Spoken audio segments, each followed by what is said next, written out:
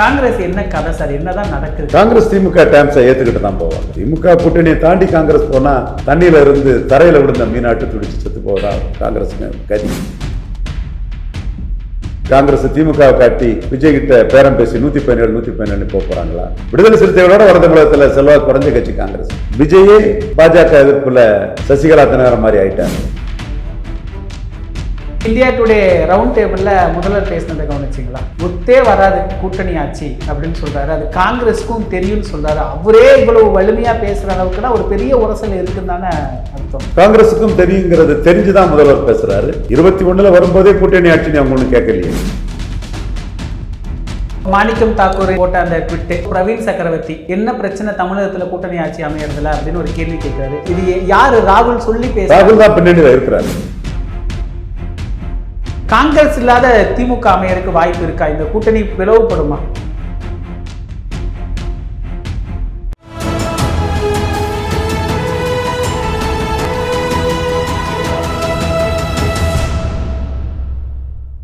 தமிழகம் நேயர்களுக்கு வணக்கம். இன்று நம்முடைய அரசியல் விமர்சகர் திரு ரவீந்திரன் துரைசாமி அவர்கள் இணைந்துள்ளார்.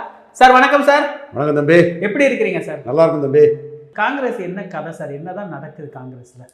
காங்கிரஸ் திமுக டேம்ஸை ஏற்றுக்கிட்டு தான் போவாங்க. காங்கிரஸுக்கு வேறு வழி இல்லை.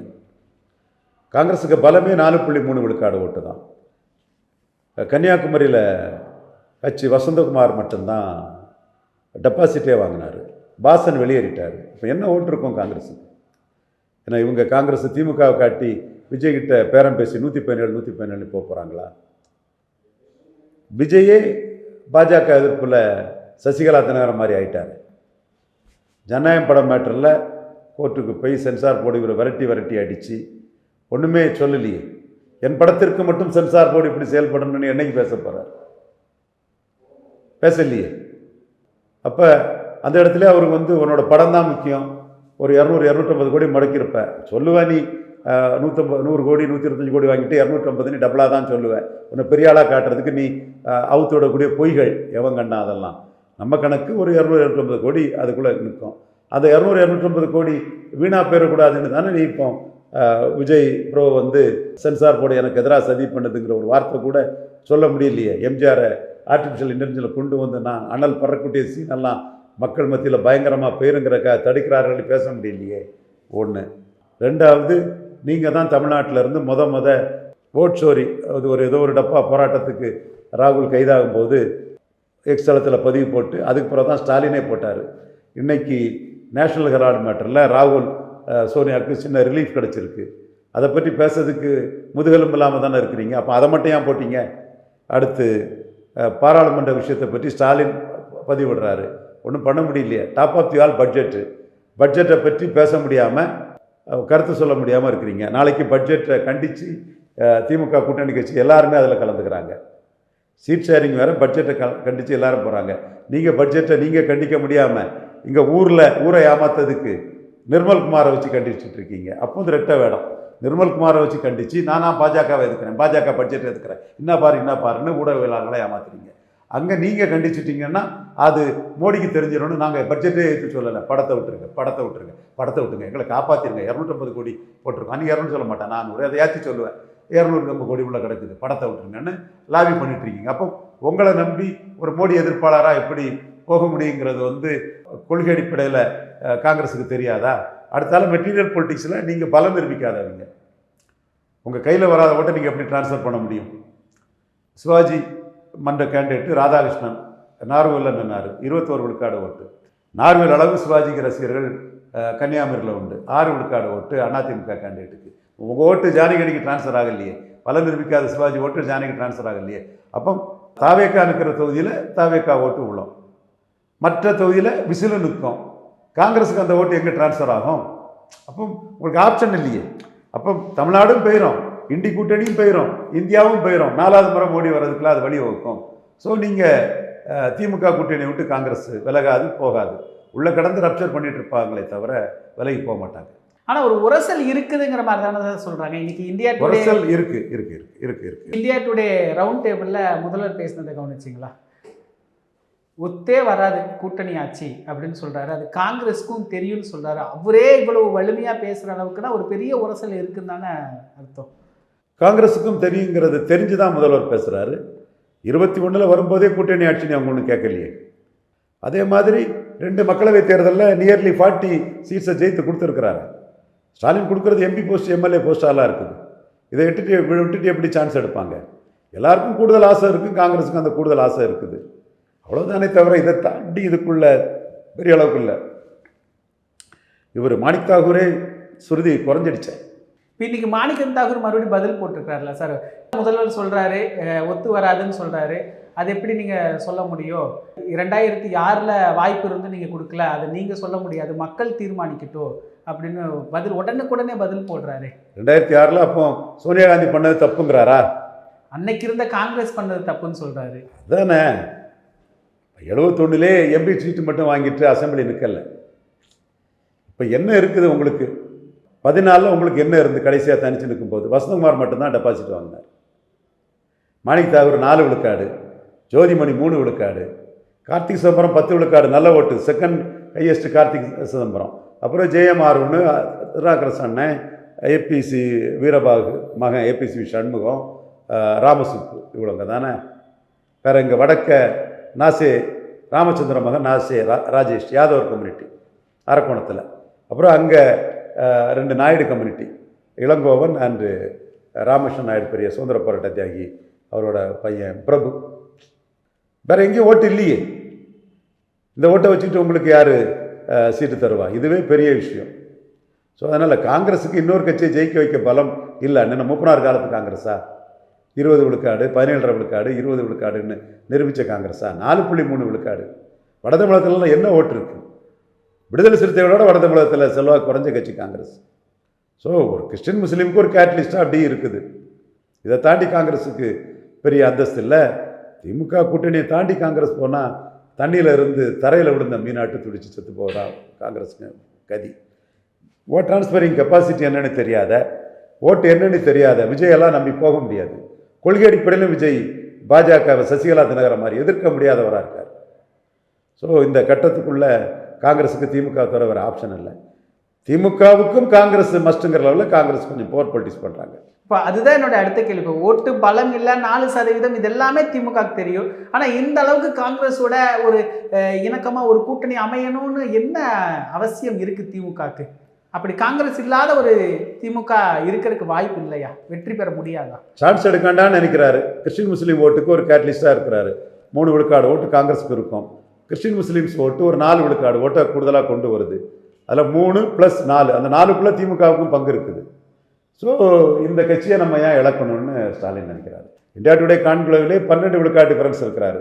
அந்த 12 விழுக்காடு டிஃபரன்ஸுங்கிறது என்டிஏ கூட்டணியில் தேமுதிகவையும் வச்சு பாமகவையும் வச்சு இங்கே காங்கிரஸையும் வச்சு தான் எடுக்கப்பட்டது.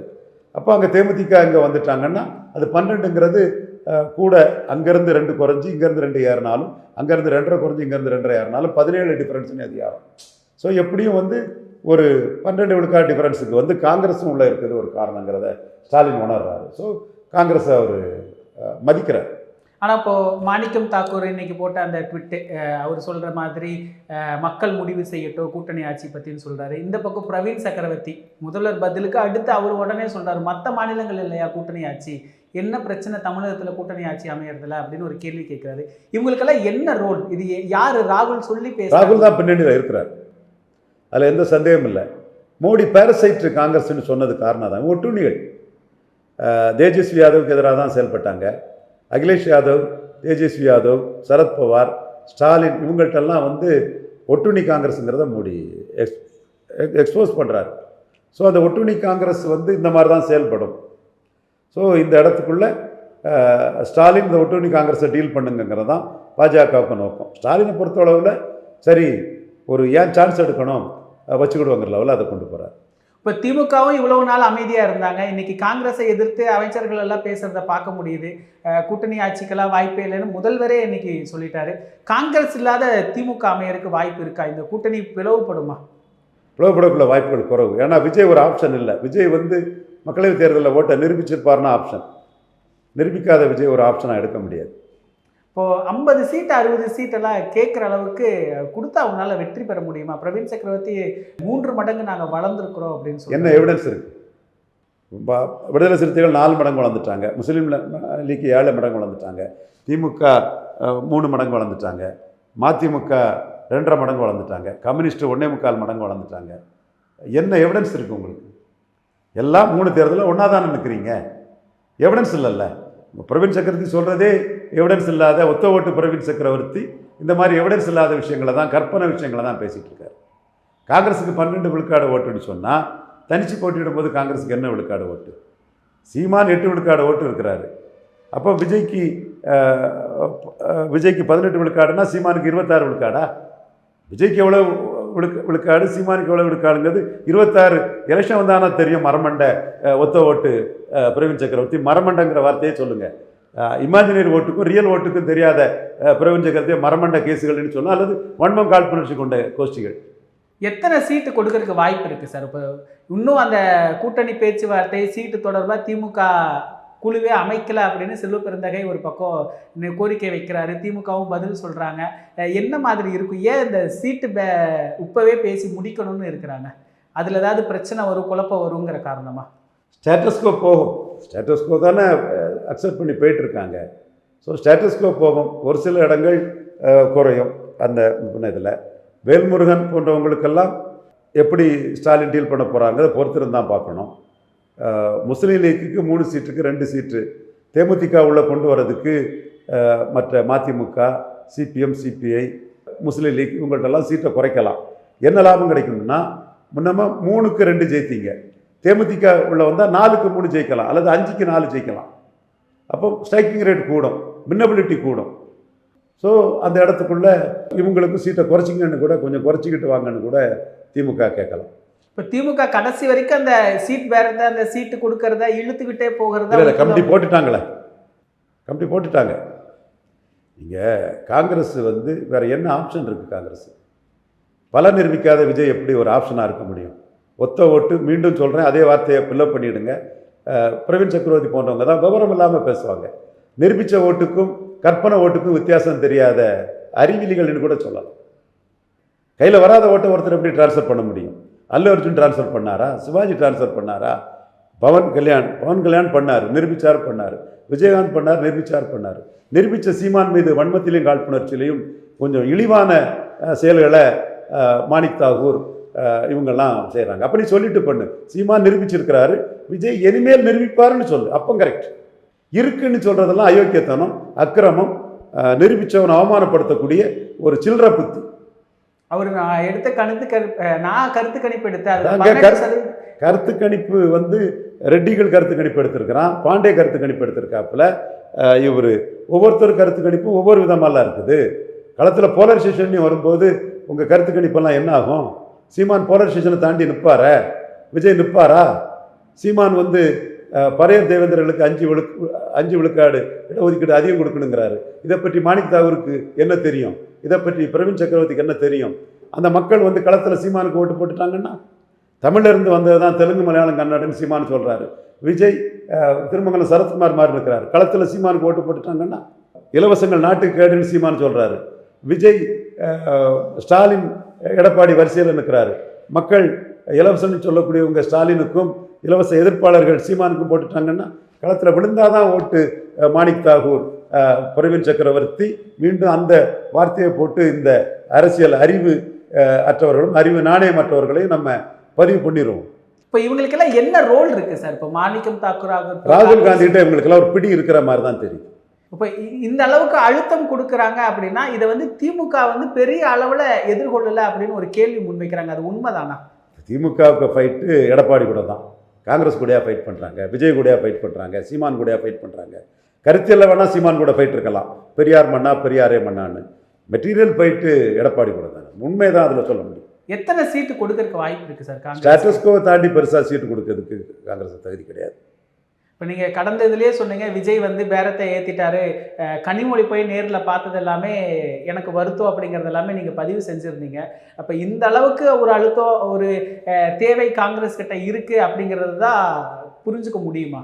ஒன்றுமில்லாத காங்கிரஸ், வசந்தகுமாரை தவிர யாரும் டெபாசிட் எடுக்காத காங்கிரஸுக்கு இந்த மாதிரி ஒரு இம்பார்ட்டன்ஸ் தமிழ் மண்ணில் இருக்குங்கிறது மோடி மீது உண்மையான பற்று கொண்ட எங்களுக்கெல்லாம் இருக்கத்தான் செய்யும்.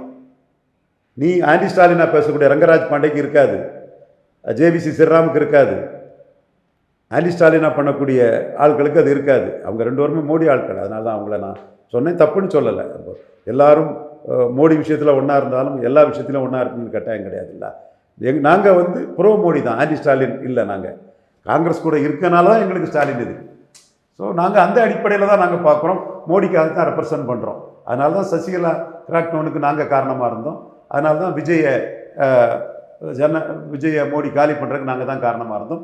இப்போ கூட விஜய் திருந்திடுவார், நாதஸ் திருந்திடுவான்னு ஒரு லாபி பாஜகவுக்குள்ளே நிறைய பேர் விஜய்க்காக லாபி பண்ணிட்டு இருக்கிறாங்க. திருந்தி நம்ம கூட கூட்டணி வந்துடுவாங்கன்னு. நம்ம எடப்பாடி விஷயத்திலே எடப்பாடிக்கே அல்வா கொடுத்தவர், ஊருக்கெல்லாம் அல்வா கொடுப்பார் எடப்பாடிக்கே அல்வா கொடுத்தவர் விஜய். அவர் ராகுல் காந்திக்கு தொங்கு சதை ஒட்டுண்ணி ஊதுகுழல் எப்படி விஜய்கிட்ட இருக்கணுங்கிறத நாங்கள் எங்கள் ஃபைட்டாக சொல்லிட்டு இருக்கோம். பார்ப்போம் எப்படி வருதுன்னு. ஸோ எங்கள் சிந்தனை செயலெல்லாம் ப்ரோ மோடியா, மோடிக்கு 24 எங்கே ஜெயிக்கணுங்கிறது தான். ஸோ அந்த அடிப்படையில் நாங்கள் பார்க்கும்போது காங்கிரஸுக்கு ஒரு பார்கெனிங் ஏறுறது உண்மைப்படியே எங்களுக்கு வருத்தம் தான்.